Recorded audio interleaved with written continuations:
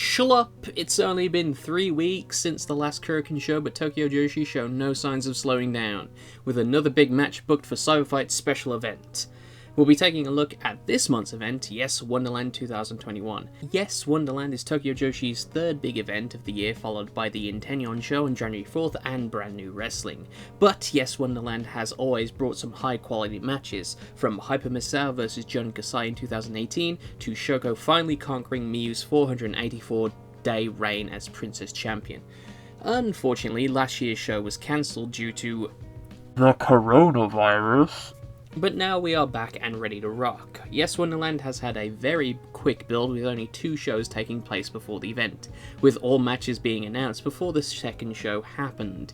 Thusly, I will be skipping the first 2 matches as there is not a whole lot going on unfortunately, just the usual fun tag matches. To start, there is a triple threat match of Shoko Nakajima vs Yuka Sakazaki vs Mizuki for number 1 contendership for the Princess title.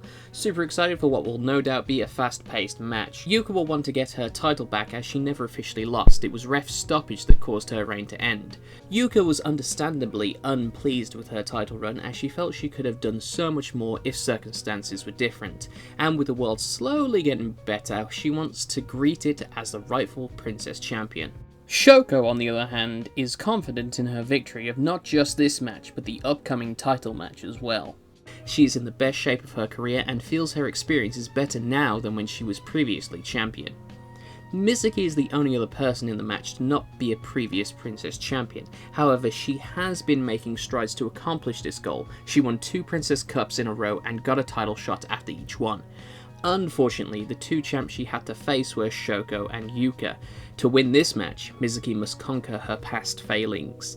Yuka thinks she has an advantage, as she has teamed with both Mizuki and Shoko before, but Shoko counters that she is most likely to win because she has faced Mizuki and Yuka more often. And with that, Mizuki tried to make an alliance with both girls. Following that is a special debut tag. It's the team of Maki Ito and Arisa Endo versus Miyu Watanabe and the debuting Yuki Arai. Yuki Arai is a member of SKA48, which is a popular idol group, and she has decided to join the world of pro wrestling. She has previous experience with the world of pro wrestling, being involved in Tofu Pro Wrestling, and being a former Iron Heavyweight Metal Weight Champion weight. Not a particularly difficult accomplishment, but still it's something. She has been practicing with both Miyus and has been perfecting her axe kick. Yuki will only be appearing for special occasions doing wrestling alongside her idol commitments, which is good news for me as I would find it hard to juggle 3 Yukis. Ito has history with Yuki. Not only did she have a one-sided feud with Tofu Pro Wrestling, but Ito beat Yuki in a Joshi Battle Royale for the Iron Man Heavyweight Championship, and possibly still holds a grudge for Yuki being rude enough to not introduce herself when she and Ito first met. But I'm sure Ito will not want to lose to the 2 idols, Miyu and Yuki. Next is Kamyu vs Hikari Noa for the International Princess title. Hikari Noa has been fighting in many high-profile matches recently. She lost to Rina Yamashita at Tokyo Joshi's first hardcore match, she lost to Miyu Yamashita at the last Kurikan show, and lost her best friend Sayori Sena after beating her in her retirement graduation match. Because of this, it has been decided that Hikari should be the next in line to take on Kamyu for the international belt. Hikari was hesitant. She wanted to win tag belts, but with Sena's blessing, she wants to now hold a singles belt instead. Hikari was in the tournament to crown the next champion for the vacant international belt, making it all the way to the finals. Unfortunately, she lost to the current champion, Yuki Kamifuku. Kamyu has no intention of losing this belt. She beat the good-for-nothing Mihiro, the country bumpkin Mirai, and the ordinary Naoka Kuda, and is still set on defending the belt against international wrestlers. She's beaten Hikari before. Can she do it again? This match is really interesting as I don't know who could or should win. Hikari has been through so much that a championship would be a great prize, and I'm not sure who else Kamyu could face after this to continue her reign without de-escalating threats with more rookies or punching too far up and involving main eventers who shouldn't really be going for this belt. Maybe Palm or Miyu Watanabe would be next, but also Kamyu is freaking awesome, so why should she lose anyway? After that is the match for the Princess Tag titles. It's your new champions Bishikigun versus the challengers Beastars. Bishikigun are now finally your new champions, making Saki-sama the most dominant tag champion, being a 3-time holder of the belt. They beat former champs Bakuratsu sisters at the last Kurikan show in a fantastic match, with May St. Michelle elated to receive a prize alongside Saki-sama. However, her celebration was short-lived, as B-Star came out to challenge, putting May St. Michelle in a state of shock. B-Star managed to beat the Magical Sugar Rabbits and Misao and Shoko in a 3-way tornado tag match. No easy feat to turn out triumphant against 4 previous tag champions, but they did it. And with this confidence are set to take down Bishkugun and get the belts off of them. B-Star may be biting off more than they can chew with Bishkugun, but they have been on a roll lately, not just as a team, but individually, progressing faster than most rookie talent, going for title belts and main eventing shows. And with May St. Michelle becoming frozen by shock, B-Star could end Bishkugun's reign before it even starts.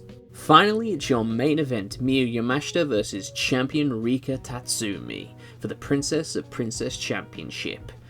After beating Maki Ito in her second defense, Rika wasted no time calling out her next opponent. She had been interrupted with challenges her last 2 defenses, and so called out Miyu as her next opponent for the belt.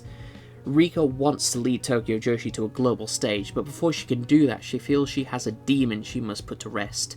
At Yes Wonderland 2018, Rika fought Miyu for the championship, a culmination of wanting to avenge her tag partner Maho Korone's attempt, and to prove herself that she was cool enough to do so. Unfortunately, Rika's time wasn't right, and she lost to Miyu. Afterwards, Rika would not go for the Princess title, spending her career instead holding onto the tag titles as the longest reigning champion in the belt's history. But now that she has the belt, she wants to show that she is a deserving champion by beating the person who overwhelmed her before. Miyu, on the other hand, has her own wrongs to right. She lost her legendary title run at Yes Wonderland 2019, making it a significant blemish on her career. Rika was also very aggressive to Miyu's friend and tag partner Ito, needing to be pulled away after the bell rung, and stopping Ito from her dream of being Princess Champion too. The roles from 2 years ago are completely reversed. You have a challenger avenging a tag partner's attempt against a champion who has something to prove. At Yes Wonderland, will history repeat itself? Yes Wonderland will stream live on Wrestle Universe on the 4th of May, and there is some good news and bad news. Good news, the show will have live English commentary. The English commentary at the January 4th show got such a positive reception, we are going at it again. It will be the same team as last time with Mark Pickering, Stuart Fulton, and Chris Brooks. Bad news because of the coronavirus. Japan has filed a state of emergency for Golden Week. This means that while the show will still go ahead as planned, there will be no audience in attendance. But to bring hopes up, the That's JPW shows have been doing well, and so more English support could be on the way. So please go and watch JPW shows on Wrestle Universe to help move that along faster. Thanks again, and I'll see you next time for some bonkers shit. Ta-ta.